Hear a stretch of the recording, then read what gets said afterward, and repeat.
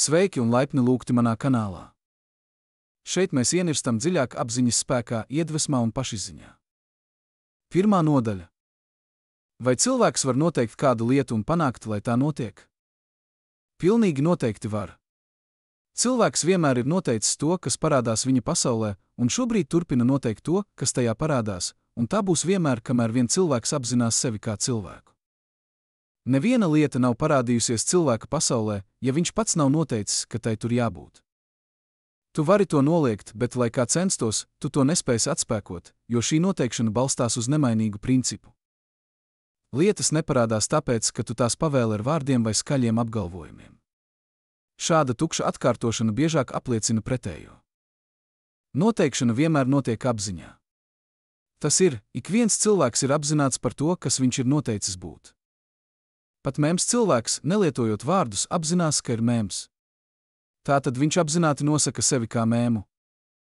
Kad Bībeli lasa šajā gaismā, tā kļūst par visu laiku dižāko zinātnisko grāmatu.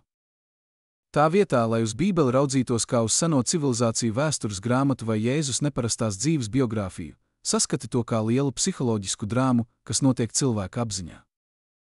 Pieņem to kā savu, un tu pēkšņi pārveidosi savu pasauli no Ēģiptes tūkstnešiem uz solīto Kanānas zemi. Ik viens piekritīs apgalvojumam, ka visas lietas radīs Dievs un bez viņa nav radīts nekas, kas ir radīts. Taču tas, par ko cilvēki nespēj vienoties, ir Dieva identitāte. Visas pasaules baznīcas un garīdzniecības savstarpēji atšķiras uzskatos par to, kas ir Dievs un kāda ir viņa patiesā daba.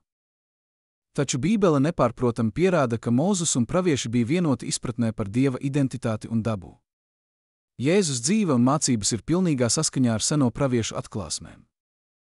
Mūzes atklāja Dievu kā cilvēka apziņu par savu būtību, kad viņš sacīja bieži pārprastos vārdus: Es esmu sūtījis mani pie jums.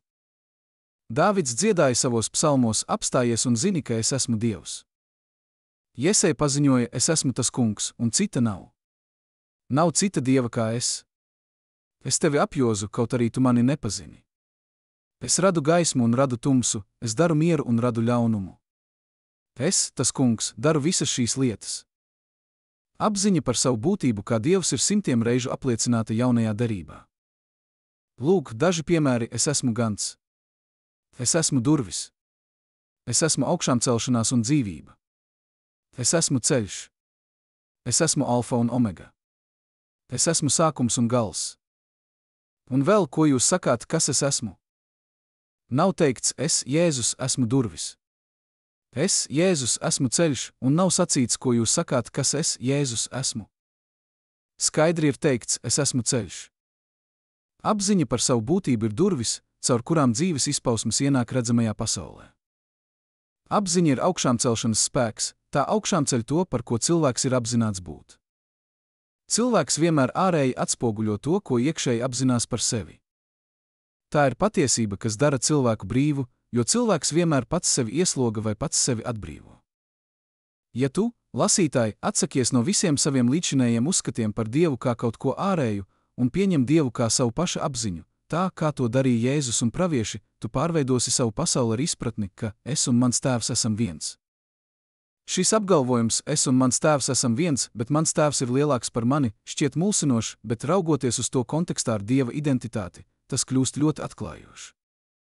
Apziņa, būdama Dievs, ir kā tēvs, tas, par ko tu apzinies sevi būt, ir dēls, kas liecina par savu tēvu. Tas līdzinās radītājam un viņa radījumiem. Radītājs vienmēr ir lielāks par saviem radījumiem, bet vienlaikus vienots ar tiem. Piemēram, pirms tu apzinies sevi kā cilvēku, tu vispirms apzinies vienkārši savu būtību. Tad tu apzinies, ka esi cilvēks. Tomēr tu paliec kā radītājs, lielāks par savu radījumu, cilvēku. Jēzus atklāja šo brīnišķīgo patiesību un paziņoja, ka viņš ir viens ar Dievu, ne ar tādu Dievu, kādu cilvēks pats bija iztēlojies. Viņš nekad neatzina šādu ārēju Dievu. Viņš teica: Ja kāds nāk un saka: Lūk te, vai lūk tur, neticiet viņiem, jo Dieva valstība ir jūsos. Debesis ir tevī. Tādēļ, kad rakstīts, ka viņš aizgāja pie sava tēva, tas nozīmē, ka viņš pacēlās apziņā līdz punktam, kur viņš vienkārši apzinājās būtību, tādējādi pārvarot ierobežojumus savai pašreizējai sevis izpratnei, ko sauc par Jēzu. Otrā nodaļa.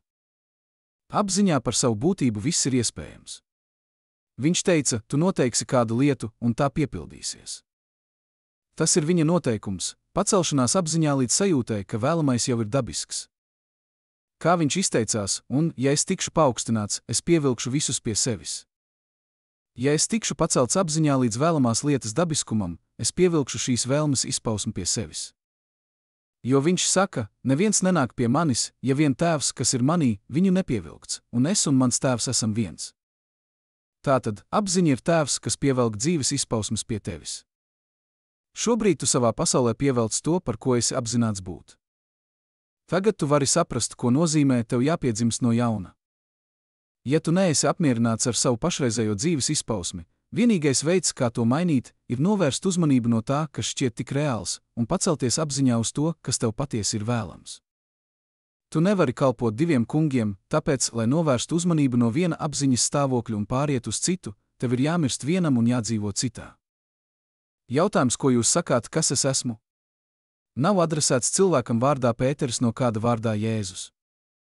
Tas ir mūžīgais jautājums, ko cilvēks uzdod pats sev. Viņa patiesā būtība jautā pašam sev, ko tu saki, kas tu esi. Tava pārliecība par sevi, tavs viedoklis par sevi, noteiks tavu izpausmi dzīvē. Viņš saka, jūs ticat Dievam, ticiet arī man. Citiem vārdiem sakot, tas es tevi ir šis Dievs.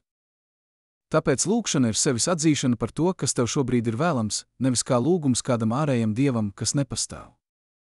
Vai redzi, kāpēc miljoniem lūgšana paliek neatbildētas?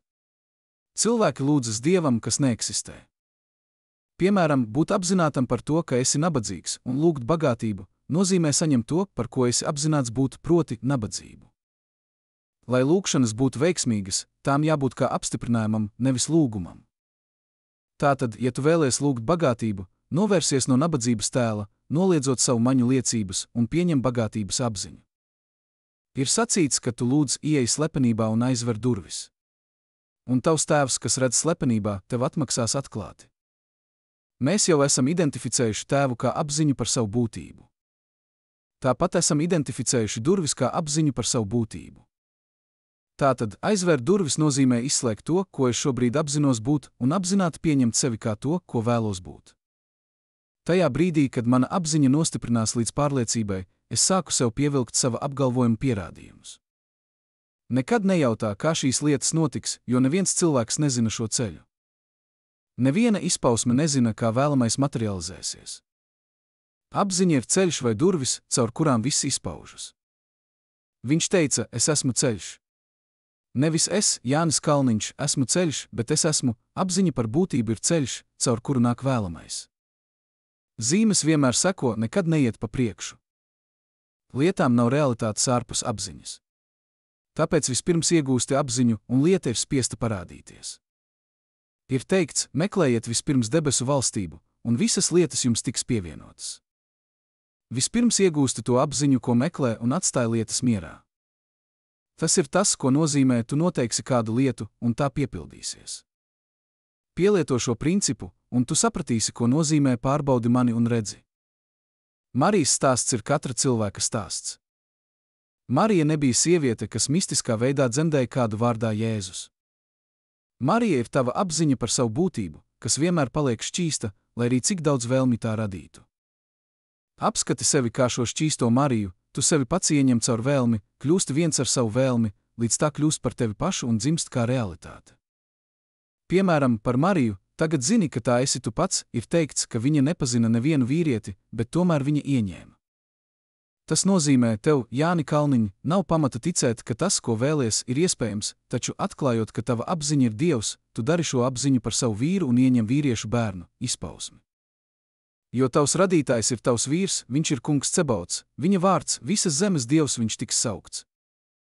Tavs ideāls vai mērķis ir šī ieņemšana. Pirmais norādījums Marijai, un tagad tev, ir nestāsti nevienam. Nespried ar citiem par saviem mērķiem vai vēlmēm, jo viņi tikai atspoguļos tavas šaubas un bailes. Slepenība ir pirmais likums, kas jāievēro, lai vēlme piepildītos. Otrais, kā teikts Marijas stāstā, ir slavē kungu. Mēs jau esam identificējuši kungu kā tavu apziņu. Tāpēc slavēt kungu nozīmē pārskatīt un paplašināt savu pašreizējo sevis izpratni, līdz šī jaunā identitāte kļūs dabiska. Kad šī dabiskuma sajūta ir sasniegta, tu dzemdē savu vēlmi, kļūstot vienots ar to apziņā. Radīšanas stāsts mums ir dots īsā formā Jāņa evaņģēlija 1. nodaļā. Iesākumā bija vārds. Tieši šis mirklis ir tas iesākums, par kuru ir runa. Tas ir vēlmes dzimšanas brīdis. Vārds ir vēlme, kas riņķo tavā apziņā, meklēdama ķermeni. Vēlmei pašai par sevi nav realitātes, jo es esmu, apziņa par būtību, ir vienīgā realitāte. Lietas dzīvo tikai tik ilgi, cik ilgi es esmu apzināts būt tās. Lai vēlme kļūtu par realitāti, jāpielieto nākamā rindiņa no Jāņa, un vārds bija pie Dieva. Vārds jeb vēlme ir jāapvieno ar apziņu, lai tai piešķirtu realitāti. Apziņa kļūst apzināta par vēlmi, piesit sevi šim veidam, dot tai dzīvību un augšām ceļ to, kas iepriekš bija mirusi vēlme. Ja divi vienojas par jebkuru lietu, tā tiks piepildīta uz zemes. Šī vienošanās nenotiek starp diviem cilvēkiem, bet starp apziņu un vēlmi. Tu jau esi apzināts par savu būtību, tātad tu pats sev, bez vārdiem, saki, es esmu. Tagad, ja tava vēlme ir būt veselam, tad vēl pirms ir kādi ārēji pierādījumi, tu sāc sajust sevi kā veselīgu. Un tajā brīdī, kad tu sajūti, es esmu vesels, apziņa un veselība ir vienojušās būt viens, un šī vienošanās vienmēr rezultējas dzimšanā, šajā gadījumā veselībā. Un tā kā tu izdarīji šo vienošanos, tu arī izpaudīsi to, par ko vienojies. Tagad tu vari saprast, kāpēc Mūzus teica, es esmu mani sūtīja. Jo kurš cits, izņemot es esmu, var tevi sūtīt izpausmē? Neviens. Es esmu ceļš, bez manis cita nav. Ja tu ņemtu rīta spārnus un lidotu līdz pasaules galam, vai pat ja tu gulētu ellē, tu joprojām būsi apzināts par savu būtību. Tu vienmēr tiki sūtīts izpausmē no savas apziņas, un tava izpausme vienmēr ir tas, par ko tu esi apzināts būt. 3. nodaļa. Mūzus vēlreiz teica, es esmu, kas es esmu. Šeit ir kas tāds, ko vienmēr vajadzētu paturēt prātā, jaunu vīnu nevar lēt vecos traukos un jaunu ielāpu nešuj uz vecām drēbēm. Tas nozīmē, tu nevari ieiet jaunā apziņas stāvoklī, paņemot līdzi kaut ko no sava vecā es. Visi tavi šī brīža uzskati, bailes un ierobežojumi ir kā smagumi, kas piesaista tevi tavai pašreizējai apziņas pakāpei. Ja vēlies šo līmeni pārsniegt, tev jāatstāj viss, kas tu šobrīd esi, vai drīzāk, kā tu šobrīd sevi uztver. Lai to paveiktu, novērs uzmanību no visām savām problēmām un ierobežojumiem un pievērsies vienkārši savas būtības sajūtai. Tā klusībā, bet ar sajūtu sevī saki, es esmu. Nenosaki šo apzināšanos ar vārdiem, vienkārši pasludini sevi kā esošu un turpini to darīt, līdz tu pazūdi sajūtā par vienkāršu esību, bez sejas, bez formas. Kad šī apziņas paplašināšanās ir sasniegta, tad šajā bezformas dziļumā piešķir formu savai jaunajai vēlmei, jūtot sevi būt tas, ko tu vēlies kļūt. Šajā sevī dziļajā apziņā tu atklāsi, ka viss ir dievišķi iespējams. Viss, ko spēj iztēloties, tev šajā bezformas apziņas stāvoklī šķitīs pilnīgi dabiski un sasniedzami. Rakstos mums tiek dots aicinājums būt prom no miesas un būt kopā ar kungu. Miesa šeit nozīmē tavu iepriekšējo pašustveri, un kungs, tava apziņa par esību. To arī domāja Jēzus, kad sacīja Nikodēmam, tev jāpiedzimst no jauna, jo, ja tu nepiedzimsti no jauna, tu nevari ieiet debesu valstībā. Citiem vārdiem sakot, ja tu neatstāji savu esošojas uztveri un neuzņemies jaunās dzimšanas dabu, tu turpināsi ārēji atspoguļot savus ierobežojumus. Vienīgais veids, kā mainīt savas dzīves izpausmes, ir mainīt savu apziņu. Jo apziņa ir realitāte, kas nemitīgi sacietē, jeb iemiesojas tev apkārtējās lietās. Cilvēka pasaule visās detaļās ir viņa apziņas atspulgs. Tu nevari mainīt savu vidi, iznīcinot lietas, tāpat kā tu nevari mainīt savu atspulgu, sadauzot spoguli. Vide atspoguļo to, kas tu esi apziņā. Un kamēr tu apziņā būsi tas pats, tava pasaule to turpinās attēlot. Zinot šo principu, sāc novērtēt sevi no jauna. Cilvēks sevi ir novērtējis pārāk zemu. 4. Mūzus grāmatā ir rakstīts. Tajā dienā zemē bija milži, un mēs savās acīs bijām kā siseņi. Un tādi mēs bijām arī viņu acīs. Tas nenozīmē, ka senos laikos cilvēki bija fiziski milži. Šī diena ir šodiena, mūžīgais tagad, kad apstākļi tev apkārt šķiet kā milži, bezdarbs, ienaidnieku armijas, problēmas, viss, kas tev biedē. Bet tu esi teikts, ka vispirms tu savās acīs biji kā siseņi, un tāpēc arī viņu acīs bija kā siseņi. Citiem vārdiem, tu vari būt citiem tikai tas, kas vispirms esi sev. Tāpēc, pārvērtējot sevi un sākot justies kā milzas spēka centrs, tu padari šos bijušos milžus par sisiņiem. Visi zemes iedzīvotāji ir kā nekas, un viņš dara pēc savas gribas debesu pulkā un starp zemes iedzīvotājiem, un neviens nevar viņa roku apturēt vai viņam sacīt, ko tu dari. Šeit nav runa par kādu tradicionālu dievu debesīs, bet par vienīgo un patieso dievu, mūžīgo tēvu, tavu apziņu par savu būtību. Tāpēc mosties savā spēkā ne kā cilvēks, bet kā sava patiesā būtība, bez sejas un bez formas, un atbrīvo sevi no paša radītā cietuma. Es esmu labais gans un pazīstu savas avis, un manējās pazīst mani. Manas avis dzird manu balsi, un es tās pazīstu, un viņas man seko. Apziņa ir labais gans. Tas, ko es apzinos būt, ir avis, kas man seko. Un tik labs gans ir tava apziņa, ka tā nekad nav pazaudējusi nevienu no savām avīm. Es esmu balss, kas sauc cilvēciskās neskaidrības tuksnesī par to, kas es esmu apzināts būt, un nekad nepienāks brīdis, kad tas, par ko esmu pārliecināts, nesatiks mani. Es esmu ir atvērta durvis visam, kas es esmu. Tava apziņa ir kungs un gans pār tavu dzīvi. Tātad, tas kungs ir mans gans, man netrūks nekā, patiesībā runā par tavu paša apziņu. Tu nekad nevarēsi izjust trūkumu, ja tu esi apzināts par sev vēlamiem stāvokļiem. Un, ja tas tā ir, kāpēc gan nekļūt apzinātam par to, ka esi dižens, mīlošs, bagāts, vesels un apveltīts ar visām īpašībām, kuras apbrīno? Tās ir tikpat vienkārši apzināties kā to pretstatus, jo tu neesi iegūstis savu pašreizējo apziņu dēļ pasaules, gluži otrādi, pasaule ir tāda, kāda tā ir, tavas apziņas dēļ. Vienkārši, vai ne? Pārāk vienkārši, lai to pieņemtu pasaulīgais prāts, kurš cenšas visu sarežģīt. Pāvils par šo principu teica: tiem, kas meklē pasaulīgo gudrību, tas ir muļķība. Tiem, kas meklē zīmes, tas ir klupšanas akmens. Tā rezultātā cilvēks turpina dzīvot tumsā, nevis mostas tam, kas viņš patiesībā ir.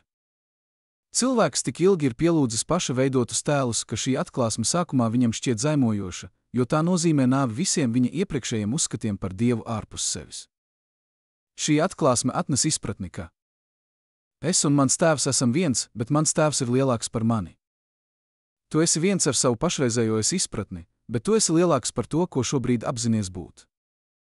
Pirms cilvēks var mēģināt pārveidot savu pasauli, viņam vispirms jāieliek pamats. Es esmu tas kungs. Tā ir, cilvēka apziņa par savu esību ir Dievs.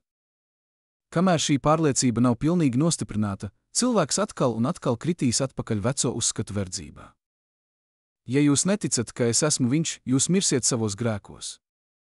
Tas nozīmē, tu turpināsi dzīvot apjukumā un traucējumos, līdz atradīsi sava apjukuma cēloni. Kad tu būsi paaugstinājis cilvēka dēlu, tad tu zināsi, ka es esmu viņš, tas ir, ka es, Jānis Kalniņš, neko nedaru pats no sevis, bet mans tēvs, tas apziņas stāvoklis, ar kuru es tagad esmu viens, dara darbus. Kad tas ir saprasts, ik katra vēlme, kas dzims tevī, izpaudīsies pasaulē. Redzi, es stāvu pie durvīm un klaudzinu. Ja kāds dzird manu balsi un atver durvis, es ieiešu pie viņa un mielošos ar viņu, un viņš ar mani. Es pie durvīm ir vēlme. Durvis ir tava apziņa. Atvērt durvis nozīmē kļūt viens ar vēlmi, jūtot sevi jau esam tas, ko vēlies. Sajust savu vēlmi kā neiespējamu nozīmē aizvērt durvis un liekt vēlmei izpausties. Pacelties apziņā līdz vēlamā dabiskumam, tas ir atvērt durvis plaši un aicināt vēlmi tapt miesā. Tāpēc ir teikts, ka Jēzus aizgāja no pasaules un uzkāpa pie tēva. Jēzus, tāpat kā tu un es, saprata, ka cilvēka līmenī viss šķiet neiespējams. Bet, kad viņš atklāja, ka tēvs ir tas apziņas stāvoklis, kas saskan ar vēlamo, viņš atstāja aiz sevis Jēzus apziņu un pacēlās tajā vēlamajā stāvoklī, līdz tas kļuva viņam dabisks. Kad viņš ar to apvienojās, viņš kļuva par to savā izpausmē. Tāds ir Jēzus vienkāršais vēstījums cilvēcei. Cilvēki ir tikai apģērbi, kuros mājo nepersoniskā būtne, es esmu tā klātbūtne, ko cilvēki sauc par Dievu. Katram apģērbam ir savi ierobežojumi. Lai pārsniegtu šos ierobežojumus un izpaustu to, ko kā cilvēks, piemēram, Jānis Kalniņš, uzskata par neiespējamu, tev jānovērš uzmanību no esošajiem ierobežojumiem un jāsaplūst sajūtā par to, ko vēlies būt. Kā šī vēlme iemiesosies? Neviens nezina.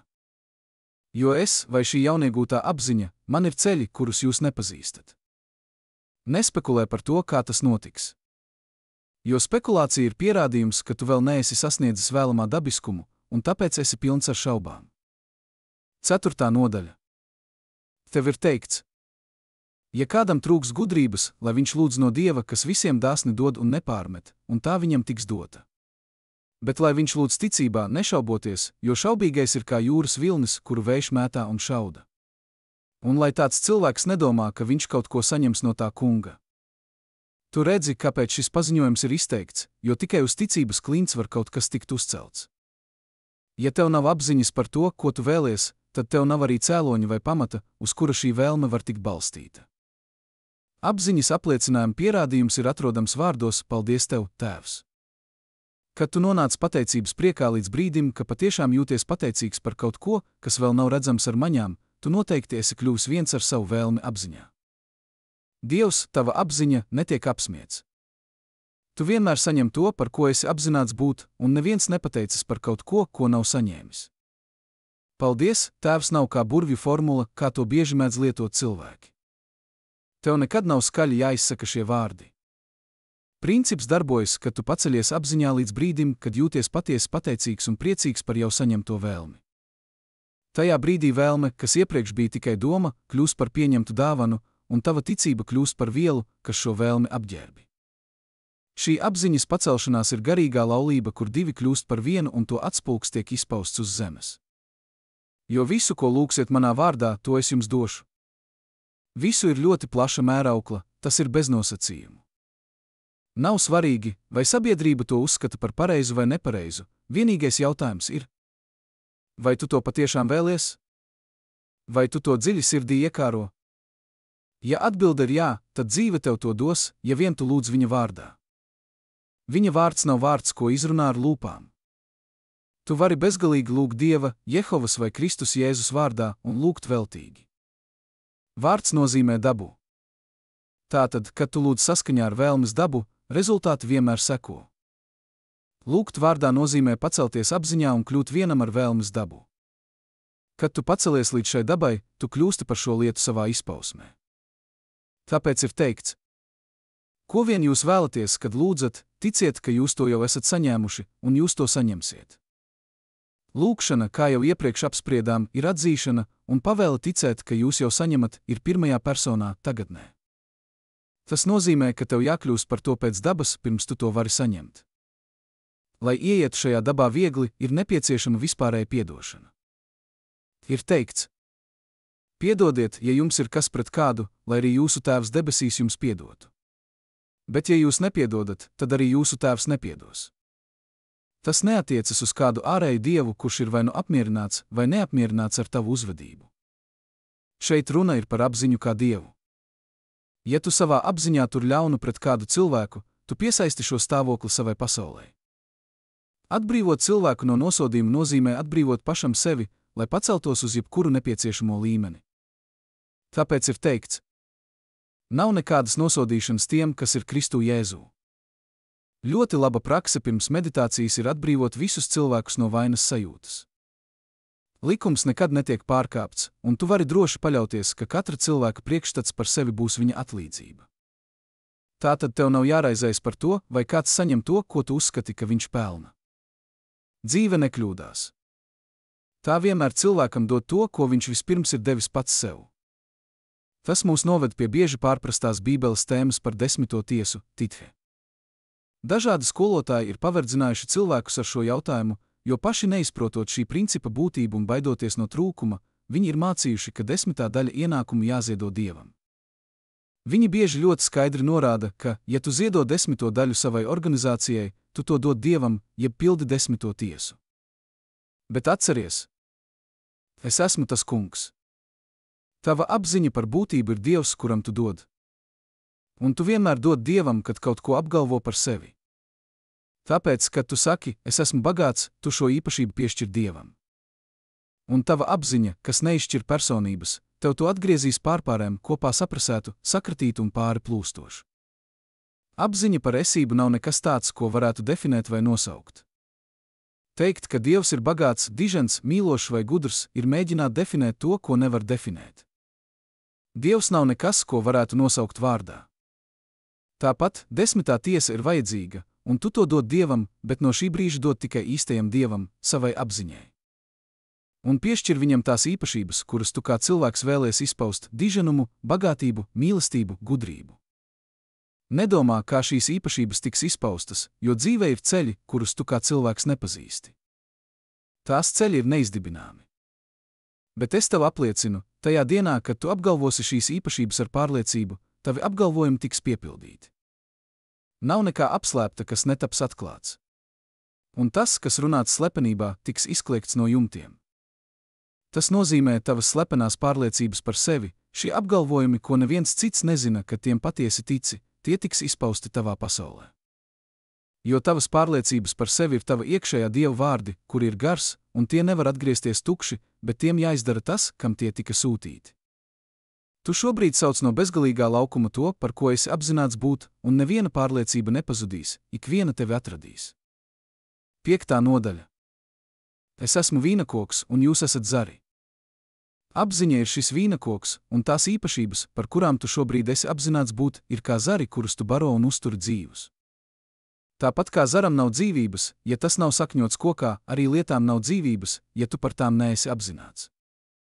Un tāpat kā zars nokalst, ja sula vairs neplūst, arī lietas tavā pasaulē izgaist, ja tu no tām novērsi savu uzmanību. Tava uzmanība ir kā dzīvības sula, kas baro un uztur tavas pasaules izpausmes. Lai atrisinātu problēmu, kas tev šķiet tik īsta, viss, kas jādara, jānovērš uzmanība no tās. Neskatoties uz tās acīmredzamo realitāti, novērsies no tās apziņā. Kļūsti vienaldzīgs pret problēmu un sāc just sevi kā to, kas būtu risinājums. Piemēram, ja tu būtu ieslodzīts, tev nevajadzētu, lai kāds pateiktu, ka tev vajadzētu vēlēties brīvību. Šī vēlme būtu automātiska.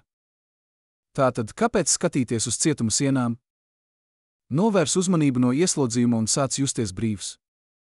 Jūti to tik dabiski, it kā tas jau būtu realitāte, un tajā brīdī, kad tas kļūs dabisks, cietuma stieņi izzudīs. Pielieto šo pašu principu jebkurai problēmai. Esmu redzējis, kā cilvēki, kas bija dziļos parādos, izmanto šo principu, un vienā acumirklī kalni parādu pazuda. Esmu redzējis, kā cilvēki, kurus ārsti bija pasludinājuši par neārstējumiem, novērš savu uzmanību no slimības un sāk justies veseli, neskatoties uz maņu liecībām. Un īsā laikā šī neārstējumā slimība vienkārši izzūd, neatstājot pēdas. Tava atbilde uz jautājumu, ko tu saki, kas es esmu, vienmēr nosaka tavu dzīves izpausmi. Kamēr tu apzinies sevi kā nabagu, slimu vai ieslodzītu, tikmēr šie apstākļi turpinās izpausties tavā pasaulē. Kad cilvēks apzinās, ka viņš jau ir tas, ko viņš meklē, un sāk to apgalvot, viņš iegūst šī apgalvojuma pierādījumu. Šī norāde ir dota vārdos. Ko jūs meklējat? Viņi atbildēja Jēzu. Un balss teica, es esmu viņš. Jēzus šeit nozīmē glābšana vai pestītājs. Tu meklē glābiņu no problēmas. Es esmu ir tas, kas tevi glābs. Ja tu esi izsalcis, tavs pestītājs ir ēdiens. Ja tu esi nabaks, tavs pestītājs ir bagātība. Ja tu esi slims, tavs pestītājs ir veselība. Nevis kāds vīrietis vārdā Jēzus tevi glābs, bet gan tava apzināta sajūta par veselību, brīvību vai pārpilnību. Tāpēc apgalvo, es esmu viņš. Citiem vārdiem sakot, pasludini sevi par to, ko tu vēlies būt. Dari to apziņā, ne vārdos, un apziņa tevi apbalvos ar šī apgalvojuma pierādījumu. Tev ir teikts: jūs mani atradīsiet, kad meklēsiet mani ar jūtām. Meklē šo kvalitāti apziņā, līdz sajūti sevi esam to. Kad tu pazūdi sajūtā būt tas, vēlamā kvalitāte iemiesosies tavā pasaulē. Tu tiec dziedināts no problēmas tad, kad tu pieskaries risinājumam. Kas mani pieskārās? Jo es jūtu, ka no manis izgāja spēks. Jā, tajā dienā, kad tu pieskaries savā būtībā sajūtai, ka esi dziedināts, spēks izplūst no tevis un iemiesojas kā dziedināšana tavā pasaulē. Ir teikts: jūs ticat Dievam, ticiet arī man, jo es esmu viņš. Viņš kļuva viens ar Dievu un neuzskatīja to par laupījumu darīt Dieva darbus. Dari arī tu tāpat. Sāc ticēt, ka tava apziņa par būtību ir Dievs. Piešķir sev visas tās īpašības, ko iepriekš piešķīri ārējam Dievam, un tu sāksi šīs īpašības izpaust savā pasaulē. Jo es neesmu tāls Dievs, es esmu tuvāks par tavām rokām un kājām, tuvāks par pašu elpu. Es esmu tava apziņa par būtību. Tajā viss sākas un beidzas. Pirms pasaule bija, es esmu. Kad pasaule beigsies, es esmu. Pirms Ābrahāms bija, es esmu. Ja tas kungs neceļ namu, tad velti strādā celtnieki. Kungs, tā ir tava apziņa. Ja tas, ko tu meklē, nav vispirms nostiprināts tavā apziņā, tad visi ārējie centieni būs veltīgi. Visam jādzimst un jābeidzas apziņā. Tāpēc patiesi svētīts ir tas, kurš uzticas sev, jo cilvēka ticība Dievam vienmēr ir viņa paša uzticības mērs sev. Tu tici Dievam, tici arī manī, saka tava apziņa. Neliec savu uzticību cilvēkiem, jo cilvēki tikai atspoguļo to, kas tu esi, viņi nevar dot neko tādu, ko tu vispirms neesi devis pats sev. Neviens neatņem manu dzīvību, es pats to nolieku. Man ir vara to noliegt un vara to paņemt atpakaļ. Neatkarīgi no tā, kas cilvēkam notiek, tas nav nejaušība. Tas notiek saskaņā ar precīzu un nemainīgu likumu. Neviens izpausme nenāk pie manis, ja vien tēvs, kas ir manī, viņu nepievilkts. Es un mans tēvs esam viens. Tici šai patiesībai, un tu būsi brīvs. Cilvēks vienmēr ir vainojis citus par to, kas viņš ir, un turpinās to darīt, līdz viņš pats sevi atradīs kā cēloni visam. Es esmu nenāk, lai iznīcinātu, bet gan, lai piepildītu. Es esmu, apziņa tevī neko neiznīcina, bet vienmēr piepilda formu, ko tu sev piešķir. Nabaks nevar atrast bagātību pasaulē, pat ja tā viņu ieskauj, kamēr viņš pats nav apgalvojis, ka ir bagāts. Jo zīmes vienmēr seko, tās nekad nenāk pa priekšu. Sūdzēties un cīnīties pret nabadzību, kamēr esi nabadzīgs savā apziņā, ir kā spēlēt muļķa spēli. Izmaiņas nevar notikt no tā apziņas līmeņa, kurā tu esi, jo dzīve nemitīgi attēlo tavus iekšējos stāvokļus. Seko pazudušā dēla piemēram. Apzinies, ka tu pats esi radījis šo trūkumu stāvokli, un pieņem lēmumu savā sirdī pacelties augstāk, kur tevi jau gaida barotais teļš, gredzens un tērps, viss, ko tu esi gatavs apgalvot par sevi. 6. nodaļa. Pazudušais dēls netika nosodīts, kad viņš atrada drosmi pieprasīt savu mantojumu kā paša īpašumu. Citi mūs nosodīs tikai tik ilgi, kamēr mēs paši sevi nosodām par to, ko piedzīvojam. Tāpēc svētīgs ir tas cilvēks, kas nenosoda sevi par to, ko viņš pieļauj. Jo dzīvē nekas nav nosodāms, viss tiek izteikts. Dzīvē nav svarīgi, vai tu sevi sauc par bagātu vai nabagu, stipru vai vāju, tā vienmēr tev atgriezīs to, ko tu par sevi apgalvo. Pareizais un nepareizais ir tikai cilvēka vērtējums. Dzīvē viss ir vienlīdz pieļaujams. Pāvils savā vēstulē romiešiem saka: Es zinu un esmu pārliecināts caur kungu Jēzu, ka pats par sevi nekas nav nešķīsts, bet tam, kas to par nešķīstu uzskata, tas arī ir nešķīsts. Tāpēc pārstāj sev jautāt, vai esi cienīgs vai necienīgs saņemt to, ko vēlies. Tu kā cilvēks neesi radījis savu vēlmi. Vēlmes rodas tevī pamatojoties uz to, ko tu apgalvo par sevi. Kad cilvēks ir izsalcis, viņš automātiski vēlas ēdienu. Kad viņš ir ieslodzīts, viņš automātiski vēlas brīvību. Tavas vēlmes satur sevī pašizpausmes plānu. Tāpēc atmet jebkuru vērtējumu un pacelies apziņā līdz vēlmes līmenim, kļūst vienots ar to, apgalvojot, ka tā jau ir realitāte. Mana žēlastība tev ir pietiekama. Mana spēks piepildās nespēkā. Tici šim neredzamajam apgalvojumam, līdz tavā iekšienē piedzimst pārliecība, ka tas ir īsts. Tava ticība šajā apgalvojumā tev atnesīs lielu atalgojumu. Tikai mazliet laika, un viņš, tas, ko tu vēlies, nāks. Bet bez ticības nav iespējams neko realizēt. Caur ticību pasaule tika veidota, jo ticība ir lietu, uz kurām cer pamatne un neredzamo lietu pierādījums. Nesatraucies par rezultātiem, tie noteikti nāks, tāpat kā diena seko naktī. Skaties uz visām savām vēlmēm kā uz Dieva izrunātiem vārdiem un katru vēlmi kā apsolījumu. Iemesls, kāpēc lielākā daļa nerealizē savas vēlmes, ir tas, ka mēs tās pastāvīgi nosacām. Nenosacīj savu vēlmi. Vienkārši pieņem to tādu, kāda tā ir. Esi pateicīgs, it kā tu to jau esi saņēmis, un turpini savu ceļu mierā. Šāda vēlmes pieņemšana ir kā sēklas iesēšana auglīgā augsnē. Kad tu spēj nomest vēlmi apziņā, pārliecināts, ka tā parādīsies, tu esi izdarījis visu, kas no tevis tiek gaidīts. Bet, ja tu raizējies, kā šī vēlme piepildīsies, tu noturi šo sēklu savā prātā, tā nekad netiks iesēta ticības augsnē. Cilvēki nosaka savas vēlmes, jo viņi vērtē pēc izskata, uzskatot lietas par reālām, aizmirstot, ka vienīgā realitāte ir apziņa, kas stāv aiz šīm lietām. Redzēt lietas kā reālas nozīmē noliedz, ka Dievam viss ir iespējams. Cilvēks, kurš ir ieslodzīts un redz savas četras sienas kā īstas, automātiski noliedz Dieva dotās brīvības iespēju. Bieži tiek jautāts, ja vēlmes ir Dieva dāvanas, kā tad var uzskatīt, ka vēlme kādu nogalināt arī nāk no Dieva? Atbilde: cilvēks nevēlas nogalināt. Viņš vēlas brīvību no konkrētās personas. Taču, tā kā viņš netic, ka vēlme pēc brīvības jau sevī satur spēku atbrīvošanai, viņš šo vēlmi nosaka, uzskatot, ka vienīgais veids, kā to realizēt, ir iznīcinot otru cilvēku. Viņš aizmirst, ka vēlmē jau dzīvo Dieva spēks, kura ceļi nav cilvēkam zināmi. Tādējādi cilvēks izkropļo Dieva dāvanas ticības trūkuma dēļ. Problēmas ir kā kalni, par kuriem ir teikts, ka tos var pārvietot, ja ir tikai ticība kā sinepju graudiņš. Cilvēki nereti pieiet problēmām tāpat kā vecā sieviete, kas dzirdējusi mācītāju sakām: ja jums būtu ticība kā sinepju graudiņš, jūs sacītu kalnam pārvietojies. Un tas pārvietotos. Tajā vakarā viņa, lūdzoties, atkārtoja šo rakstu vietu un devās gulēt, ticot, ka tas strādās. No rīta viņa piecēlās, paskatījās pa logu un teica: es zināju, ka tas vecais kalns joprojām būs tur. Un tieši šādi cilvēks pieiet savām problēmām. Viņš iekšēji tic, ka tās nekur nepazudīs. Un tā kā dzīve neizceļ personas un neiznīcina neko, tā turpina uzturēt dzīvu to, par ko esi apzināts būt. Lietas izzudīs tikai tad, kad cilvēks mainīsies apziņā. Noliec šo, ja vēlies, taču tas paliek fakts. Apziņa ir vienīgā realitāte, un lietas tikai atspoguļo to, kas tu esi apziņā. Tāpēc meklētais debesu stāvoklis tiks atrasts tikai apziņā, jo Dieva valstība ir tevī.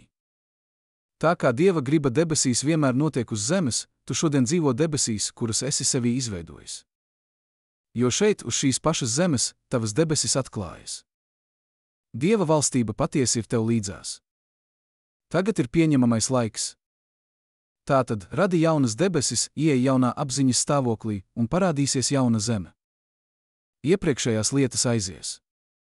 Tās netiks vairs pieminētas un neienāks prātā. Jo redzi, es, tava apziņa, nāku ātri un mana alga ir ar mani.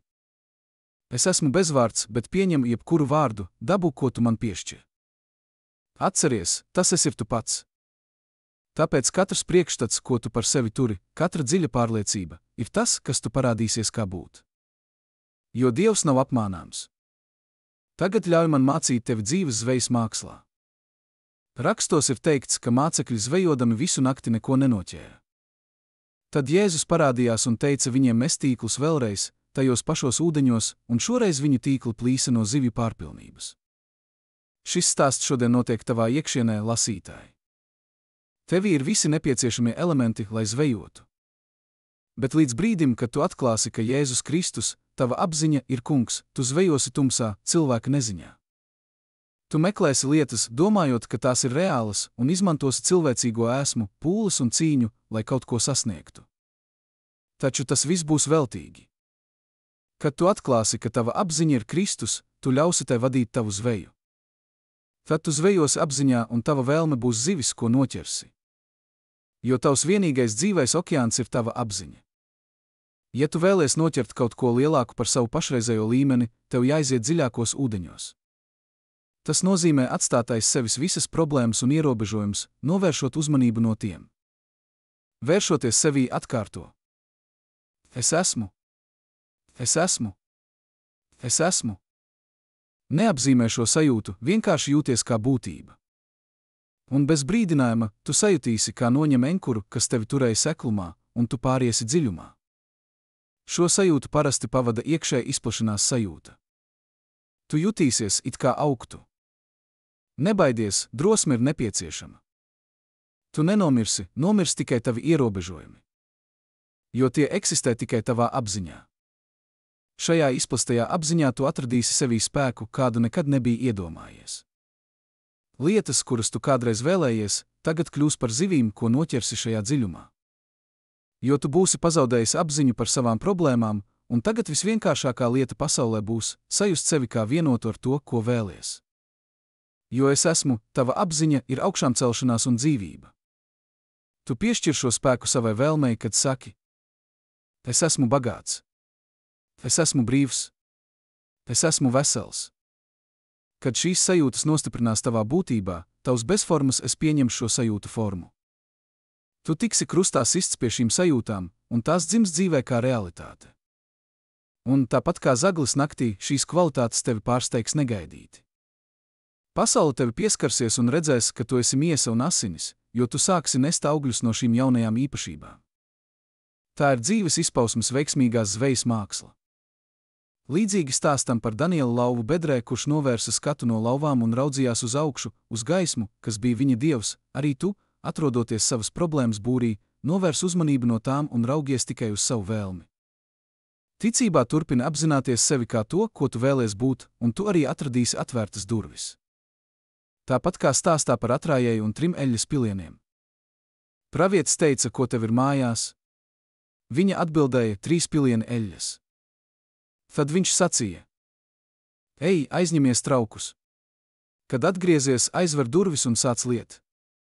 Viņa lēja no tiem 3 pilieniem un piepildīja visus traukus, un eļļa vēl palika pāri. Tu esi šī atraitne. Tev nav vīra, kas tevi ieņemtu, tu esi tukšs stāvoklis. Tava apziņa ir pravietis, kas kļūst par tavu vīru. Aizver sajūtu durvis, kas tev rāda tukšos traukus, parādus, slimības, problēmas. Sāc just prieku, eļļa simbolizē prieku, ka viss, ko vēlies, jau ir dots. Kad šī iekšējā vienošanās ir notikusi un šaubas pazudušas, arī tavi dzīves trauki piepildīsies pārpilnībā. Apgalvojumam ir spēks. Katrs stāvoklis, ko tu jebkad esi atzinis sev par patiesu, ir kļuvis par tavu pieredzi. Tāpēc atzīsti prieku, pat ja sākums šķiet niecīgs, un tu tiksi dāsni atalgot. Pasaule ir spogulis, kas pastiprina visu, ko tu par sevi apzinies būt. Es esmu tas kungs, tavs dievs, kas tevi izveda no Ēģiptes zemes, no verdzības nama. Tev nebūs citu dievu manā priekšā. Kāda brīnišķīga atklāsme, tava apziņa ir atklājusies kā tavs kungs un dievs. Mosties no sapņa par ieslodzījumu. Apzinies, ka zeme un viss, kas tajā ir, pieder tev. Tu esi tik cieši iejausts uzskatā, ka esi tikai cilvēks, ka esi aizmirsis, kas patiesībā esi. Tagad, kad tava atmiņa ir atjaunota, nosaki, lai neredzamais parādās, un tas parādīsies. Jo visas lietas ir pakļautas Dieva balsī, tavai apziņai par esību. Pasaule ir tavā varā. Beigas. Paldies, ka biji kopā ar mani līdz pašām beigām. Ja šis vēstījums tevi uzrunāja, atceries, viss, ko tu meklē ārpusē, jau mājo tevī. Tu esi daudz vairāk nekā tikai vārds, ķermenis vai pagātnes pieredze, tu esi radītājs savas pasaules centrā. Atļauj sev noticēt, izjust un dzīvot apziņā, kas atbilst tavai sirds vēlmei, un dzīve tev atbildēs. Ja šis saturs tev palīdzēja, dalies ar to, spied like, abonē kanālu un atstāj komentāru, kas no šī vispēcīgāk rezonēja ar tevi. Tava balss var iedvesmot arī citus. Līdz nākamajai reizei, esi tas, kas tu jau esi savā sirdī.